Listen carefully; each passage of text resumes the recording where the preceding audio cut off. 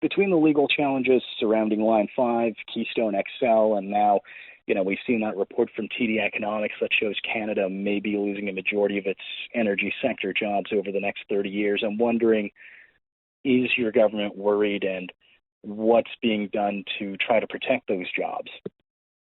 Well, I think I'd start. I think you're talking about the TD Bank report, and I guess I look at that, and it's very much a downtown Toronto Bay Street view of oil and gas, and it doesn't reflect at all what we're seeing on the ground in Alberta. And I'm actually very optimistic for the future of oil and gas, both in the short term and in the long term, as the world. I mean, I think the TD report talks about Canada's targets to reduce emissions and where we're going with energy use and supply and demand in Canada. But you have to remember there is a global demand for energy, a global demand for oil and gas, and that's growing. The global demand for energy is growing, and there might be more renewables and alternative energies coming into the mix. But for the next few decades, at least, the world is going to continue to use oil and gas. It's going to be the dominant supply in the energy, the dominant form of energy in the energy mix. And the only question is, where is that going to come from? Where is the oil and gas going to come from? And I prefer that it comes from Canada and Alberta than other parts of the world. So we just have to be competitive, and we have to reduce our carbon emissions. And that's why I'm very optimistic for the long-term future for oil and gas. And I don't see that reflected in the TD report at all. It doesn't reflect what we're seeing on the ground here in Alberta.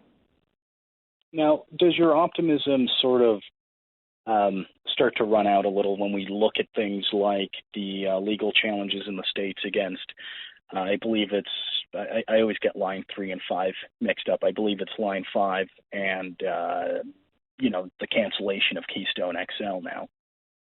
Well, I think I'm actually seeing that we're optimism, too, on progress on pipelines. I know it was just very disappointing for Alberta that the KXL certificate was revoked by the Biden administration, but we're seeing progress on Line 3, Enbridge's Line 3 replacement project, which will bring additional barrels into the U.S. markets. We're seeing progress on Trans Mountain Pipeline, which will bring additional barrels to the West Coast. So I'm seeing progress on pipelines as well.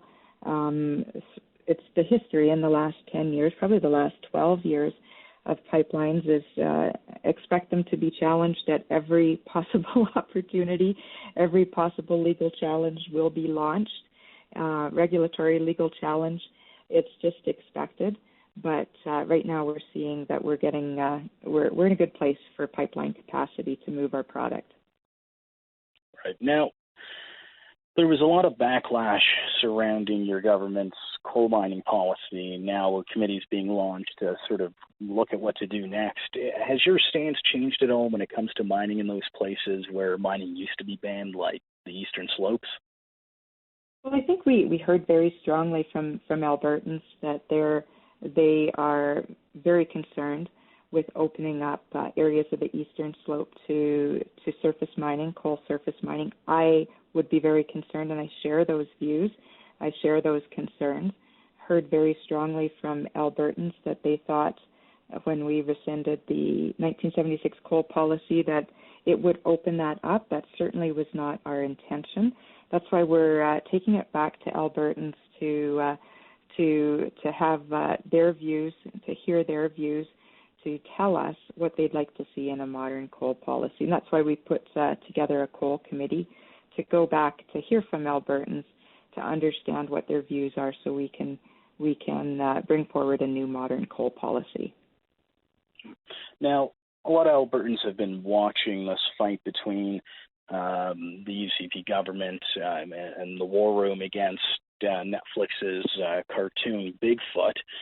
And the only thing that seems to have happened since the fight started is a lot of views has been generated for the show. Do you think that was money well spent? Has that fight been worth it? Well, not everybody's going to agree with every tactic of the Canadian Energy Centre, and I don't either, but we have to find a way. We have to find a way to counter the kind of misinformation and the targeting of our energy sector and the false narratives that are created. We have to find a way to target that, because when you don't, you end up with labels, with a false narrative labeling oil sands as dirty oil and as tar sands. That's what happens when you allow a negative branding, a negative framing. So we can't allow that to happen, because we know the economic consequences. We've seen that in Alberta. We've been down that road before, when oil sands were labeled as dirty oil.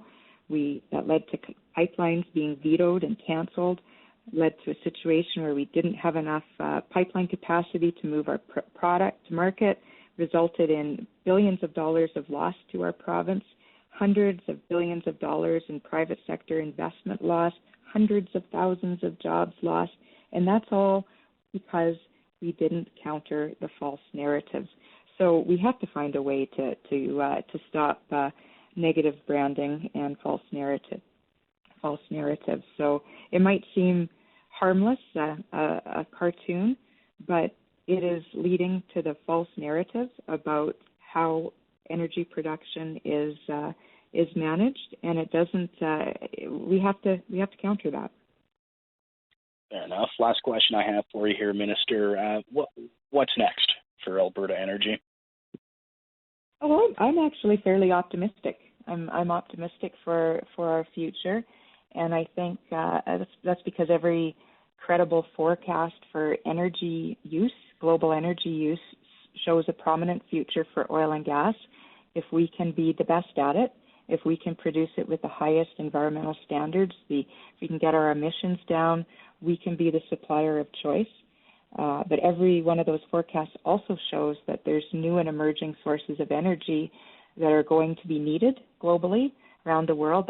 And we're going to be good at that too. That includes things like hydrogen, geothermal.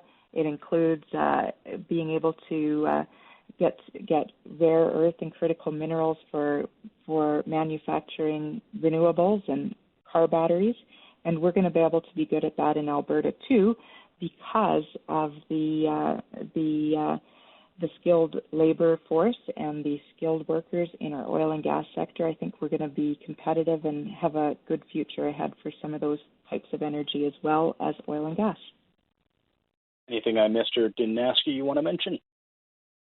I think I would just say I think we're optimistic here. We're seeing in Alberta, we're seeing all the fundamental signs of our fundamentals are in a good place. We've seen the price of oil recovery, price of natural gas has recovered. With that, we've seen production come back online in Alberta after coming off at the beginning of the COVID pandemic.